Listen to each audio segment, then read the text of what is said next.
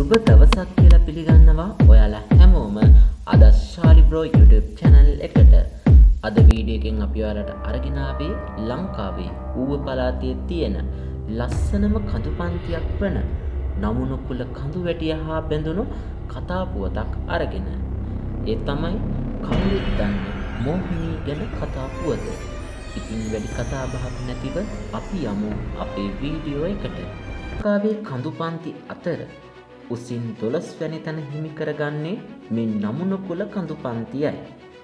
මධ්‍යම කඳුකරේ නැගෙනහිර බෑවුමේ තමයි මේ කඳු පන්තිය පිහිටලා තියෙන්නේ. මේකේ උස අඩි 2011යි මීටර 7ක් වෙනවා. මේ කඳු පන්තියේ උසම ස්ථානය නමුනකුල කන්ද විදිහට ගම්වාසීන් හඳුන්වනවා. මේ කඳු පන්තියේ මුදුන් 9ක් තියෙන හින්දා නමුනකුල කන්ද විදියට හඳුන්වනවා. ඌව පළාතේ තියෙන උසම කන්ද වෙන්නේ මේ නමුනකුල කන්දයි.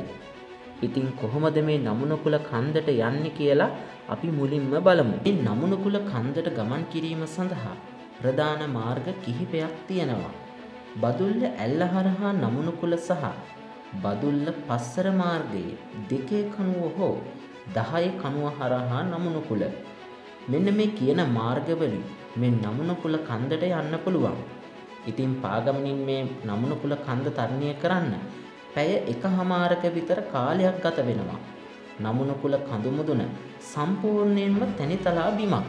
මේ කඳු මුදුනේ කුඩා ළිඳක්, ගණදිවි පිළිමයක් සහිත කුඩා දේවාලයක් වගේම බුදු පිළිමයක් සහිත කුඩා මල්ලාසනයක්ද මේ කඳු මුදුනේ අද දකින්නට ලැබෙනවා.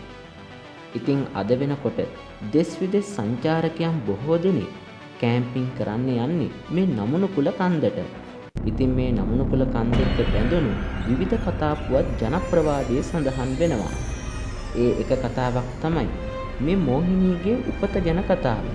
ඉතින් අපි බලමු ඒ කතාව මොකක්ද කියලා. මෝහිනීගේ කතා පුවත මේ නමුනකුල කන්දෙත් බැඳුණු කතාවක්.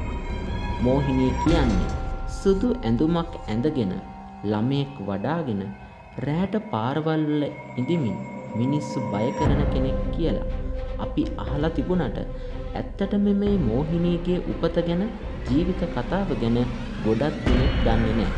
ඉතින් අද අපි කියන්න යන්නේ ඒ ගැන. මේ නමුනකුල කඳු වැටියට පහළ ගමේ රන්මලී කියලා ගැහැණු ළමයෙක් හිටියා. ඉතින් මේ රන්මලී මේ ගමේම ප්‍රභූ පැලැන්තියේ තරුණ පිරිමි ළමයෙක් එක්ක ප්‍රේම සම්බන්ධතාවයක් පවත්වාගෙන ගිහින් තියෙනවා. ඉතින් මේ සම්බන්ධයට මෙයාලගේ ගෙවල් වලින් කැමති වෙලා නැහැ. ඊට පස්සේ මේ දෙන්න ගෙවල් වලින් ගිහින් නමුනකුල කන්දේ ගුහාවක ජීවත් වෙලා තියෙනවා. ඉතින් මෙහෙම ටික කාලයක් ආදරෙන් ජීවත් වෙනකොට මෙයාලට ළමයෙකුත් හම්බ වෙනවා. එහෙම ජීවත් වෙනකොට රන්මලීගේ මහත්තයාටයි ළමයටයි කැලෑවුණ රෝගයක් හැදිලා. හැබැයි රන්මලීට එහෙම රෝගය හැදුනේ නැහැ. ඉතින් රන්මලී මේ දෙන්නට බෙහෙත් හොයන්න කන්ද උඩට ගිහින් තියෙනවා. ඒ අතරේ ගෝනෙක් අර ගුහාවට රිංගලා මහත්තයයි ළමයයි දෙන්නවම මරලා දානවා. ඉතින් රන්මලී බෙහෙත් හොයාගෙන එනකොට දෙන්නම මැරිලා.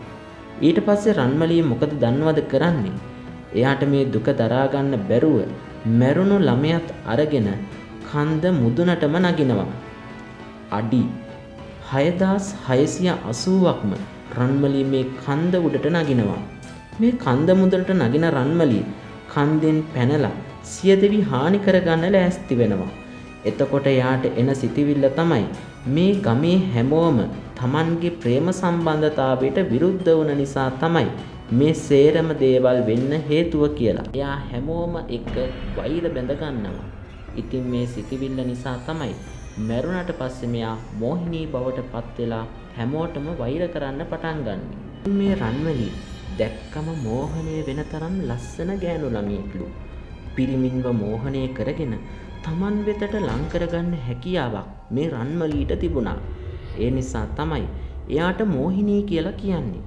නමුනකුල කන්දට යන සංචාරකයෝ කඳවුරු බැඳගෙන කන්ද උඩ රාත්‍රිය ගත කරන අය අදට සුදු ඡායාවක් ළමයෙකුත් වඩාගෙන කෑ ගහ එහෙ මෙහෙ යනවා දැකලා තියෙනවා කියලා තමයි සඳහන් වෙන්නේ. ඉතින් මේ කතාව ගැන ඔයාලගේ අදහස් මොනවද කියලා අපිට කමෙන්ට් කරන්න. මේ වගේ ඉතාමත් වැදගත් වීඩියෝ නරඹන්න අපේ ශාලි බ්‍රෝ YouTube channel එක subscribe කරන්න. ඒ වගේම bell icon එකත් click කරන්න නම් අමතක කරන්න එපා. ඔයාලා හැමෝටම සුබ දවසක් කියලා ප්‍රාර්ථනා කරනවා.